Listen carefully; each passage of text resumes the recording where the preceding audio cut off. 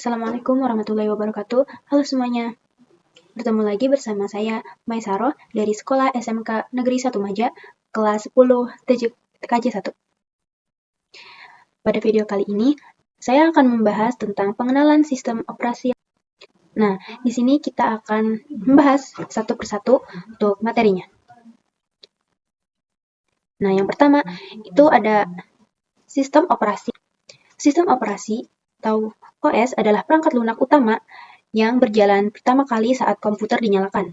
OS bertindak sebagai pengelola seluruh sumber daya fisik hardware dan menyediakan fondasi lingkungan bagi aplikasi pengguna.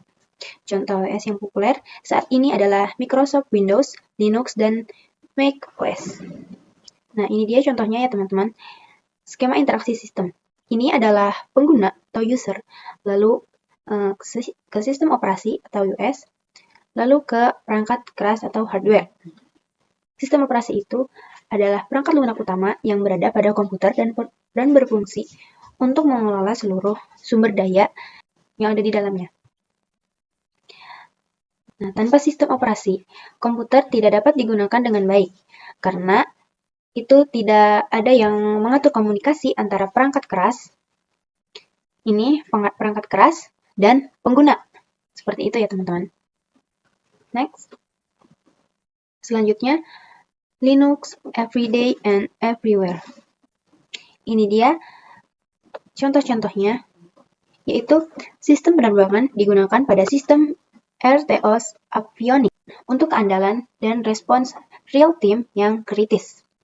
Lalu ada web server, menguasai lebih dari 80% server publik di dunia karena stabilitasnya dan keamanannya. Lalu di sini ada router internet, menjadi basis OS jaringan seperti MikroTik, router OS, dan Open World pada perangkat infrastruktur. Lalu ada cloud computing, fondasi utama layanan cloud global seperti AWS dan Azure. Lalu ada Smart TV dan IoT, mendayagunakan sistem berbasis Linux, Android TV, WebOS untuk efisiensi daya.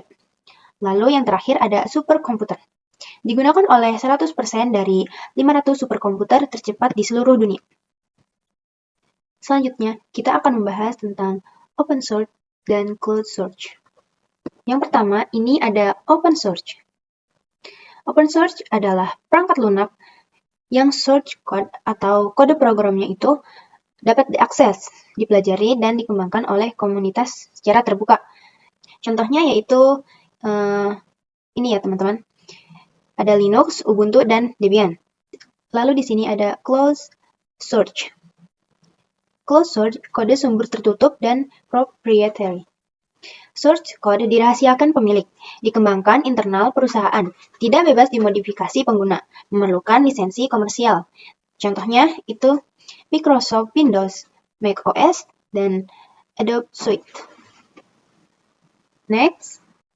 Nah, selanjutnya adalah Linux distribution. Linux memiliki berbagai macam distribusi yang dikembangkan untuk memenuhi kebutuhan pengguna yang berbeda-beda. Yang pertama adalah Debian Family, lalu ada Red Hat Family, dan SUSE Family. Nah, yang pertama ini adalah Debian Family. Distribusi ini menggunakan Package Manager apt atau apt-get. Beberapa turunannya antara lain Ubuntu dan Lubuntu. Nah, yang kedua itu adalah Red Hat Family yang menggunakan Package Manager Yum dan DNF dengan format installer RPM. Contoh turunannya adalah CentOS dan Fedora. Ini ya teman-teman, seperti ini. Lalu yang ketiga ada SUSE Family, fokus industri dan otomasi, yaitu menggunakan Package Manager Zyper dengan format installer RPM. Salah satu distribusinya adalah OpenSUSE. Nah, seperti ini ya teman-teman. Oke, next. Selanjutnya kita akan membahas Linux arsitektur.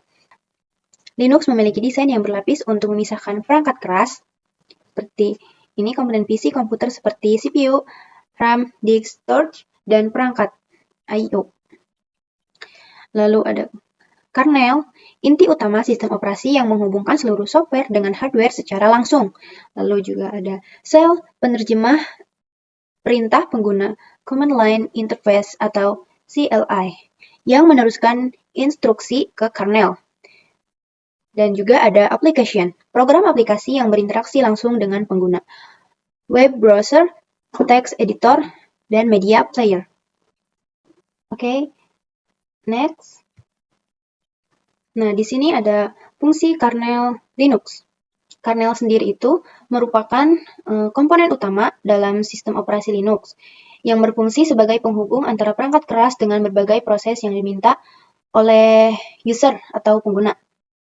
Nah, di sini kernel memiliki beberapa fungsi utama. Yang pertama yaitu memory management untuk mengalokasikan dan membebaskan ruang RAM untuk berbagai aplikasi serta mencegah terjadinya tabrakan memori. Yang kedua ada proses management untuk mengatur alokasi waktu CPU schedule agar multitasking dapat berjalan lancar dan efisien. Yang ketiga yaitu device drivers menjadi jembatan komunikasi antara aplikasi dengan komponen keras seperti CPU, Wi-Fi, dan keyboard. Nah, yang terakhir adalah system call dan security.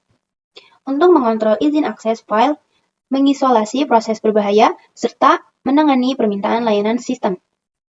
Oke, next.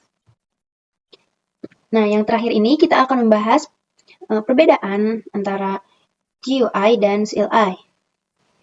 GUI atau Graphical User Interface, antarmuka visual berbasis grafis, menggunakan icon, jendela, tombol, dan mouse. Sangat mudah dipelajari oleh pengguna awam. Membutuhkan konsumsi memori atau RAM lebih besar. Contoh lingkungan GUI adalah ini ya teman-teman. Jadi, GUI atau Graphic User Interface merupakan tampilan antarmuka. Nah, sedangkan CLI atau Command Line Interface merupakan antarmuka teks berbasis perintah, yaitu menggunakan infrastruktur berbasis teks, terminal, performa sangat cepat, ringan, dan fleksibel. Lalu, sangat ampuh untuk script otomatisasi dan server. Contoh sel CLI ini ya teman-teman.